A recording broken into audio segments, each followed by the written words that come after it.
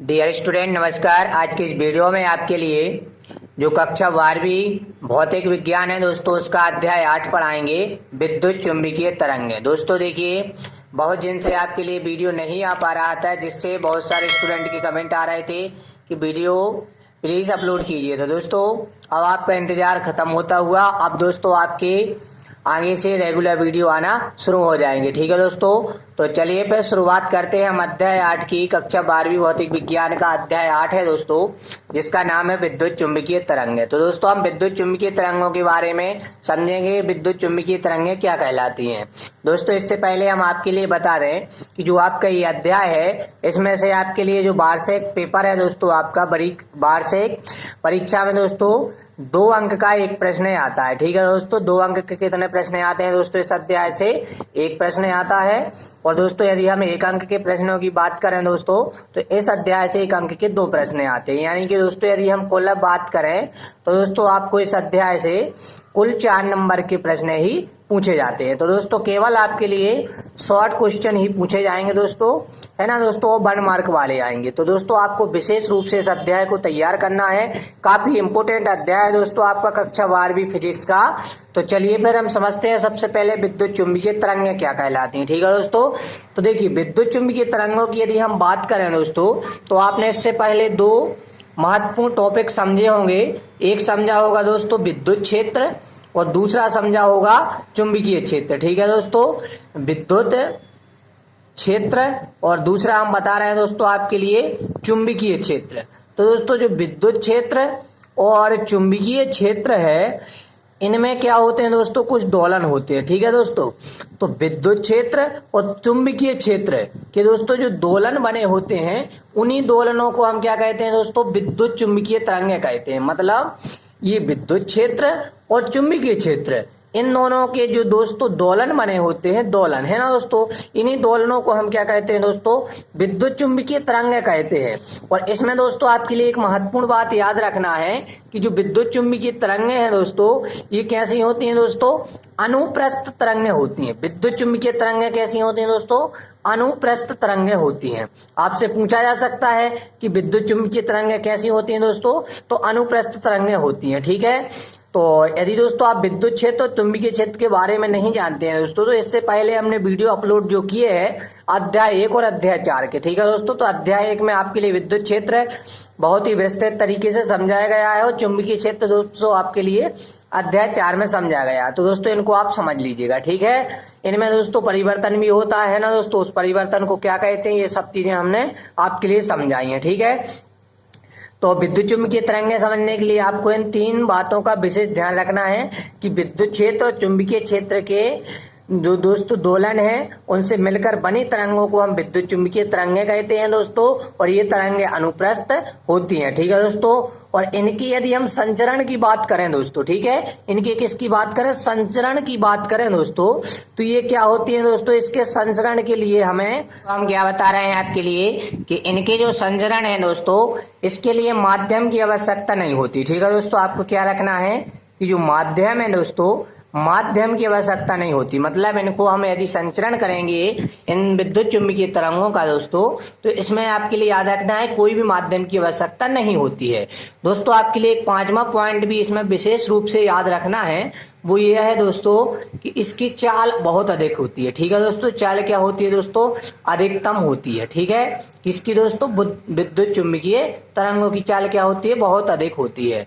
6वां दोस्तों आपको याद रखना है कि जो ध्रुवण होता है दोस्तों, ध्रुवण है ना, प्रकाशिक घटना है, ये ध्रुवण में दोस्तों, इसमें ध्रुवण होता है, इन तरंगों में ध्रुवण की घटना होती है, ये आपको याद रखना है दोस्तों। तो आशा करते हैं कि आपको विद्युत चुंबकीय तरंगें समझ में आ गई होंगी दोस्तों। अब इसका हम नेक्स्ट टॉपिक पढ़ने वाले हैं, जिसका नाम है दोस्तों विस्थापन धारा। ठीक है दोस्तों, इस अध्याय का जो दूसरा टॉपिक है दोस्तों विस्थापन धारा है। ठीक है, इस विस्थापन धारा को हम समझ लें दोस्तों, है ना। जब हम विस्थापन धारा को समझ लेंगे तो उसके बाद दोस्तों हमने यहाँ पे विद्युत चुंबकीय तरंगें तो समझ ली हैं, ध्वनि तरंगें भी समझेंगे। ठीक है, इससे पहले दोस्तों हम विस्थापन धारा के बारे में आपके लिए बता देते हैं। तो दोस्तों आपके लिए विस्थापन धारा के बारे में बता दें तो विस्थापन धाराओं दोस्तों ID से प्रदर्शित करते हैं, ये आपको पहले याद रखना है। ठीक है दोस्तों, विस्थापन धाराओं किससे प्रदर्शित करते हैं, ID से प्रदर्शित प्रदर्शित करते हैं दोस्तों। और विस्थापन धारा का यदि आपसे व्यंजक पूछा जाए कि विस्थापन धारा का व्यंजक क्या होता है, ठीक है दोस्तों, तो हमने बताया है विस्थापन धारा को आप दोस्तों आईडी से प्रदर्शित करते हैं, ठीक है। और ये विस्थापन धारा होती है दोस्तों आपका, ये एप्सिलॉन 0 लिखना है दोस्तों यहाँ पे, और यहाँ पे दोस्तों आपको डी फाई बनाना है, और दोस्तों फिर आपको यहाँ पे ई लिखना है इस तरीके से, और अपॉन dt करना है समय के सापेक्ष, ठीक है दोस्तों, विद्युत फ्लक्स में परिवर्तन, है ना दोस्तों। तो यही आपका क्या है दोस्तों, यही आपका विस्थापन धारा का व्यंजक है। अब दोस्तों जैसे आपसे परिभाषा पूछी जाए कि विस्थापन धारा की परिभाषा क्या कहलाती है, तो ध्यान से सुनिएगा दोस्तों कि जो विस्थापन धारा की परिभाषा है आप लिखोगे कि विस्थापन धारा वह धारा होती है जो दोस्तों आपकी विद्युत फ्लक्स में परिवर्तन के कारण उत्पन्न होती है, ठीक है दोस्तों। और अच्छे से यदि आप परिभाषा लिखना चाहें तो इस तरीके से वो लिख सकते हैं दोस्तों कि जब निर्वात या किसी माध्यम में विद्युत समय के सापेक्ष, ठीक है दोस्तों, जब निर्वात में दोस्तों या फिर किसी माध्यम में किसके सापेक्ष दोस्तों, समय के सापेक्ष, ठीक है दोस्तों, जब निर्वात या किसी माध्यम में दोस्तों समय के सापेक्ष विद्युत फ्लक्स में परिवर्तन होता है तो ये एक विद्युत धारा तुल्य होती है, जिसे हम क्या कहते हैं दोस्तों, विस्थापन धारा कहते हैं। इतने का स्क्रीनशॉट ले लीजिएगा दोस्तों। तो दोस्तों अभी हमने देखिए आपको विस्थापन धारा की परिभाषा बोल के बताई थी। यदि आप लिखना चाहें तो इस तरीके से लिखोगे दोस्तों आप कि जब निर्वात या किसी माध्यम में समय के साथ विद्युत फ्लक्स में परिवर्तन होता है तो एक विद्युत धारा के तुल्य होती है, ठीक है दोस्तों। तो यह कैसी होती है, विद्युत धारा के तुल्य होती है, जिसे विस्थापन धारा कहते हैं, ठीक है दोस्तों। इसे आईडी से प्रदर्शित करते हैं, ये आपके लिए बता दिया था, स्क्रीनशॉट ले लीजिएगा दोस्तों आप इतने का। चलिए दोस्तों अब आगे यदि इसके व्यंजक की बात करें दोस्तों तो व्यंजक भी हमने बता दिया है। आईडी बराबर क्या होता है, epsilon 0 into D phi upon dt, ठीक है दोस्तों। इतने का स्क्रीनशॉट ले लीजिएगा दोस्तों। और यदि आप शॉर्ट फॉर्म में याद रखना चाहें तो दोस्तों इस तरीके से याद रखिए, विस्थापन धारा वह धारा होती है जो विद्युत फ्लक्स में परिवर्तन के, ठीक है दोस्तों, जो विद्युत फ्लक्स में परिवर्तन के कारण उत्पन्न होती है, ऐसा भी आप याद रख सकते हैं, ठीक है। तो आपके लिए परिभाषा और व्यंजक बता दिया है दोस्तों, ठीक है। अब इसका हम नेक्स्ट टॉपिक शुरू करते हैं। अब दोस्तों हम इसका नेक्स्ट टॉपिक शुरू करते हैं, विद्युत चुंबकीय तरंग है दोस्तों, जो कि आपका पाठ का नाम था। तो आपको हमने समझा दिया है कि विद्युत क्षेत्र और चुंबकीय क्षेत्र के दोलनों से मिलकर बनी तरंगों को विद्युत चुंबकीय तरंगें कहते हैं। ये तरंगें दोस्तों अनुप्रस्थ तरंगें होती हैं, इनके संचरण के लिए माध्यम की आवश्यकता होती है, और दोस्तों इनकी चाल की बात करें तो अधिक होती है, और इनमें ध्रुवण की घटना होती है, ठीक है दोस्तों। ये आपके लिए हमने विद्युत चुंबकीय तरंगें बता दी थी। देखिए यहाँ पे परिभाषा भी लिखी हुई है दोस्तों, यदि आप चाहे तो इसकी डेफिनेशन भी अच्छे से ध्यान से समझ सकते हैं। देखिए क्या लिखा हुआ है दोस्तों कि विद्युत चुंबकीय तरंगें वे तरंगें हैं, ठीक है दोस्तों, या वे तरंगें जो विद्युत क्षेत्र एवं चुंबकीय क्षेत्र के दोलनों से बनते हैं, विद्युत चुंबकीय तरंगें कहलाती हैं दोस्तों। और ये तरंगें आपकी कैसी होती हैं, अनुप्रस्थ होती हैं, ठीक है दोस्तों। ये हमने आपके लिए सब कुछ समझा दिया है। अब दोस्तों यदि हम बात करें कि प्रमुख विद्युत चुंबकीय तरंगें कौन कौन सी हैं दोस्तों, तो इसमें सबसे पहले जो आपकी तरंग आती है दोस्तों, ये कौन सी है, इसको आपको विशेष ध्यान से समझना है दोस्तों कि सबसे पहली तरंग आपकी कौन सी होती है, ठीक है दोस्तों। तो यहाँ पे आपके लिए हम समझाते हैं कि इसमें सबसे पहली तरंग कौन सी है, ठीक है दोस्तों। तो सबसे पहली तरंग है दोस्तों आपकी गामा किरण है, ठीक है। पहली कौन सी है दोस्तों, गामा किरण है, ठीक है। अच्छा अब आपको दोस्तों समझना पड़ेंगे कि गामा किरणों की परिभाषा क्या है, ठीक है दोस्तों। सबसे पहले क्या स्टेप समझना है दोस्तों आपको, इसकी परिभाषा सभी तरंगों की, ठीक है दोस्तों। परिभाषा के बाद दोस्तों आपको समझना है कि इनका आविष्कार किसने किया, ठीक है दोस्तों। आविष्कारक का नाम लिखना पड़ेगा। तीसरे दोस्तों आपको उसके उपयोग लिखना पड़ेंगे कि इनके उपयोग क्या है। तो ऐसे करके हम इन सभी तरंगों को हम समझेंगे दोस्तों, ठीक है। तो सबसे पहले हम समझते हैं कौन सी, गामा किरणें। चलिए दोस्तों तो देखिए गामा किरणें किसे कहते हैं, ठीक है दोस्तों। तो आपके लिए सबसे पहले हमने बताया था आविष्कार का भी नाम याद रखना पड़ेगा दोस्तों आपके लिए, ठीक है। तो इनके यदि हम आविष्कार की बात करें दोस्तों गामा किरणों की, तो इनका आविष्कार दोस्तों बेकुरल तथा क्यूरी ने किया था। किसने दोस्तों किया था, बेकुरल तथा क्यूरी ने किया था। और दोस्तों आपको परिभाषा के लिए आपको ट्रिक्स बताते हैं हम दोस्तों कि आपको ये लाइन सब में लिखना पड़ेगी कि ये विकिरणें होती हैं, ठीक है दोस्तों। ये विकिरणें होती हैं जिनका तरंग दैर्घ्य लैम्डा 0.00 1 एंगस्ट्रॉन से 1 एंगस्ट्रॉन तक होता है। ठीक है दोस्तों, परिभाषा आप ध्यान से समझिए गामा किरणों की। गामा किरणों में आपके लिए हम क्या बता रहे हैं आपके लिए कि ये लाइन सब में लिखना पड़ेगी कि ये विकिरणें होती हैं, ठीक है, जिनका तरंग दैर्घ्य लैम्डा का मान। दोस्तों आप खुद हमेशा तरंग दैर्घ्य बस बदल जाएगी, आपकी परिभाषा बनती जाएगी। ठीक है, जैसे दोस्तों हम गामा किरणों की बात करें तो इसकी तरंग दैर्घ्य कितनी होती है दोस्तों, 0.01 से, है ना दोस्तों, 0.001 से एंगस्ट्रॉन से लेके दोस्तों कहां तक होती है दोस्तों, इसकी 1 एंगस्ट्रॉन तक होती है। ठीक है, तरंग दैर्घ्य का मान। तो जिसकी मान यानी जिसका तरंग दैर्घ्य का मान 0.001 एंगस्ट्रॉन से 1 एंगस्ट्रॉन तक होगा उसको दोस्तों हम गामा किरण कहेंगे। और दोस्तों जिसका मान 1 एंगस्ट्रॉन से लेकर के, ठीक है दोस्तों, कहां से लेकर के 100 एंगस्ट्रॉन तक होता है। ठीक है दोस्तों, 1 एंगस्ट्रॉन से लेके कहां तक होता है, 100 एंगस्ट्रॉन तक होता है, उसको दोस्तों हम एक्स किरणें कहते हैं। ठीक है दोस्तों, ऐसे आपको सभी याद करना है। ठीक है, तो सभी के लिए आपको हम बता दे रहे हैं कि किसका मान कहां तक होगा तो उसको क्या कहेंगे। ठीक है, तो आपके लिए तो सबसे पहले गामा किरणें पढ़ना है। तो गामा किरणों के लिए हमने आविष्कार बता दिया दोस्तों कि इनका आविष्कार बेकुरल तथा क्यूरी ने किया था। और दोस्तों ये विकिरणें होती हैं जिनका तरंग दैर्घ्य लैम्डा का मान कहां से दोस्तों 0.001 एंगस्ट्रॉन से 1 एंगस्ट्रॉन तक होता है, इन्हें हम गामा किरणें कहते हैं दोस्तों। ठीक है, यदि हम इनकी बात करें दोस्तों तो इनकी वेधन क्षमता अत्यधिक होती है। वेधन क्षमता मतलब ये वेधन क्षमता इनकी बहुत ही अधिक होती है। ठीक है, तो इनकी वेधन क्षमता कितनी होती है दोस्तों, अत्यधिक होती है। आगे यदि दोस्तों हम इनके उपयोग की बात करें तो गामा किरणों का उपयोग दोस्तों कैंसर के इलाज में किया जाता है। ठीक है दोस्तों, इनका उपयोग कहाँ किया जाता है, कैंसर के इलाज में किया जाता है। अब नेक्स्ट समझेंगे हम एक्स किरणें। तो दोस्तों आप परिभाषा तो यही लिखोगे कि ये विकिरणें होती हैं जिनका तरंग दैर्घ्य लैम्डा का मान, अब 0 एंगस्ट्रॉन नहीं लिखोगे आप दोस्तों, 0 एंगस्ट्रॉन ना लिख के आप लिखोगे 1 एंगस्ट्रॉन से आपकी 100 एंगस्ट्रॉन तक होती है। ठीक है दोस्तों, ये आप समझ गए होंगे। चलिए अब हम आगे बढ़ते हैं। इससे पहले दोस्तों यदि आपने इसका स्क्रीनशॉट नहीं लिया है तो ले लीजिएगा और नोट कर लीजिएगा। चलिए दोस्तों, तो हम समझते हैं एक्स किरणों के बारे में। तो एक्स किरणें के बारे में आपके लिए बता दें कि इनका आविष्कार दोस्तों किसने किया था, रोजान ने किया था। ठीक है दोस्तों, अब आपके लिए परिभाषा लिखना है कि ये वे किरणें होती हैं जिनका तरंग दैर्घ्य यानी दोस्तों लैम्डा का मान कहां से होता है, 1 एंगस्ट्रॉन से 100 एंगस्ट्रॉन तक होता है। ठीक है दोस्तों, तो आशा करते हैं आप परिभाषा समझ गए होंगे कि एक्स किरणें क्या कहलाती हैं। अब दोस्तों यदि आपके लिए बता दें इनके उपयोग की, तो इनका उपयोग दोस्तों टूटी हुई हड्डियों का पता लगाने में किया जाता है। एक्स किरणें मतलब दोस्तों एक्स रे, है ना, तो एक्स किरणों का उपयोग कहां पे किया जाता है दोस्तों, टूटी हुई हड्डियों का पता लगाने में किया जाता है। ठीक है दोस्तों, तथा आपके लिए बता दें दोस्तों कि जो शल्य चिकित्सालय होता है वहां पे भी इसका उपयोग होता है। किसका दोस्तों, एक्स किरणों का। ठीक है, तो दोस्तों अब हम आगे समझते हैं कि एक्स किरणें करती क्या है एक्चुअली। तो दोस्तों जो एक्स किरणें होती हैं ये गैसों को आयनित कर देती हैं तथा दोस्तों ये किरणें कैसी होती हैं, अदृश्य होती हैं। ठीक है, तो ये हो गई दोस्तों आपकी कौन सी किरणें, एक्स किरणें हो गई। किसने आविष्कार किया, रोजान ने किया। इसका तरंग दैर्घ्य कहां से कहां तक होता है दोस्तों, तो 1 एंगस्ट्रॉन से 100 एंगस्ट्रॉन तक होता है। ठीक है दोस्तों, तो आशा करते हैं आप ये एक्स किरणें समझ गए होंगे। अब हमें समझना है दोस्तों परावैंगनी किरणें। तो दोस्तों आपके लिए परावैंगनी किरणों के बारे में बता दें तो दोस्तों आपके लिए आविष्कार तो याद रखना है कि इनका आविष्कार रिटर्न ने किया था।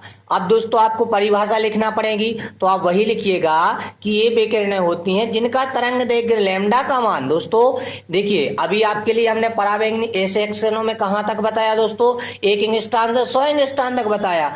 अब दोस्तों इसमें ये हो जाएगा कि इसका जो तरंग दैर्घ्य लैम्डा का मान है ये 100 एंगस्ट्रॉन से आपका 4000 एंगस्ट्रॉन तक होगा। ठीक है दोस्तों, तो ये वे किरणें होती हैं जिनके तरंग दैर्घ्य लैम्डा का मान 100 एंगस्ट्रॉन से 4000 एंगस्ट्रॉन तक होता है। ठीक है दोस्तों, यही आपके लिए यहाँ पे लिखा हुआ है कि ये वे किरणें होती हैं जिनका तरंग दैर्घ्य यानी लैम्डा का मान दोस्तों 100 एंगस्ट्रॉन से 4000 एंगस्ट्रॉन तक होता है। ठीक है दोस्तों, और ये किरणें कैसी होती हैं दोस्तों, प्रतिदीप्त उत्पन्न करती हैं तथा दोस्तों गैसों को क्या कर देती हैं, आयनित कर देती हैं। ठीक है, अब दोस्तों यदि हम इनके उपयोग की बात करें परावैंगनी किरणों के, तो दोस्तों परावैंगनी किरणों के उपयोग किसमें होता है, जो दोस्तों कीटाणुओं को मारने में किया जाता है। दोस्तों विभिन्न प्रकार की दवाइयां बनाई जाती हैं उसमें किस किरणों को मिलाया जाता है दोस्तों, तो उसको मिलाया जाता है आपके लिए परावैंगनी किरणों का। ठीक है, तो कीटाणुओं को मारने में किया जाता है। और दोस्तों आपने देखा होगा जैसे हीरा हो गए, है ना, जवाहरत हो गए, मतलब ये सोना चांदी वाले। ठीक है दोस्तों,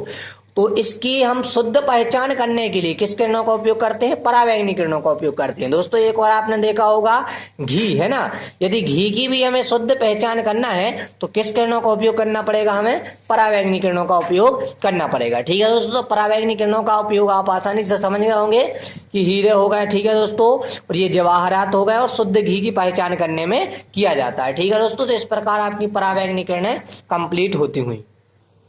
अब आगे दोस्तों हमें समझना है क्या? दृश्य प्रकाश किरणें। ठीक है दोस्तों, दृश्य प्रकाश किरणें, तो इसमें आपके लिए लिखिएगा कि ये वे किरणें होती हैं जिनके तरंग दैर्घ्य लैम्डा का मान 4000 एंगस्ट्रॉन से दोस्तों 7800 एंगस्ट्रॉन तक होता है। ठीक है दोस्तों, 4000 एंगस्ट्रॉन से कहां तक होता है? 7800 एंगस्ट्रॉन तक होता है। ठीक है दोस्तों, यदि आविष्कार की बात करें दोस्तों हम, तो इसका आविष्कार किसने किया था दोस्तों? न्यूटन ने किया था। ठीक है, परिभाषा ये लिखी हुई है कि ये वे किरणें होती हैं जिनका तरंग दैर्घ्य यानी लैम्डा का मान दोस्तों 4000 एंगस्ट्रॉन से 7800 एंगस्ट्रॉन तक होता है। ठीक है दोस्तों, अब इनके यदि हम उपयोग की बात करें दोस्तों, तो इनका उपयोग वस्तुओं को देखने में किया जाता है। इनका उपयोग कहाँ किया जाता है दोस्तों? वस्तुओं को देखने में किया जाता है। नाम से ही क्लियर है दोस्तों, दृश्य प्रकाश किरणें, मतलब देखने में जो प्रकाश किरणें उपयोग होती हैं उन्हीं को हम दृश्य प्रकाश किरणें कहते हैं, और जिनका तरंग दैर्घ्य लैम्डा का मान 4000 एंगस्ट्रॉन से 7800 एंगस्ट्रॉन तक होता है। इनका आविष्कार किसने किया था दोस्तों? तो न्यूटन ने किया था। ठीक है, तो इस प्रकार आपकी दृश्य प्रकाश किरणें भी कंप्लीट होती हुई।